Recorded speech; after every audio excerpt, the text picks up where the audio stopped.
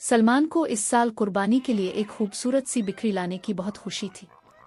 वो रोज इसको नहलाता खिलाता, इसके साथ खेलता और इसको चंबेली कहकर बुलाता। कुछ दिन गुजरे, सलमान चंबेली से इतना मानूस हो गया कि इसने साफ कह दिया, मैं चंबेली को कुर्बान नहीं होने दूंगा। घर वालों ने समझाने की कोशिश की, लेकिन सलमान रोने लगा, खाना पीना छोड़ दिया। दादा अबू ने सलमान को अपने पास बुलाया और वो आसमान की तरफ देखते हुए बोले, सलमान बेटा, कभी हजरत इब्राहीम अलैहिस्सलाम की कहानी सुनी है? सलमान ने सर हिलाया।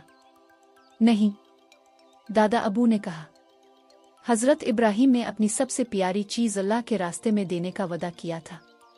उन्हें अपने बेटे से बहुत मोहब्बत थी, मगर इन्होंने अपनी मोहब्बत से बढ़कर अल्लाह की रज़ा को चुना और अल्लाह ने उनकी कुर्बानी को हमेशा के लिए यादगार बना दिया।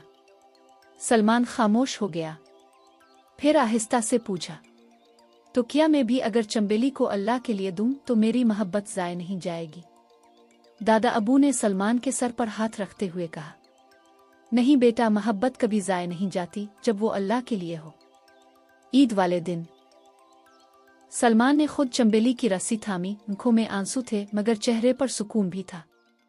कुर्बानी के बाद दादा अबू ने सलमान को गोद में बिठाकर कहा, आज तुमने सीखा कि असल कुर्बानी सिर्फ जानवर की नहीं, दिल की होती है।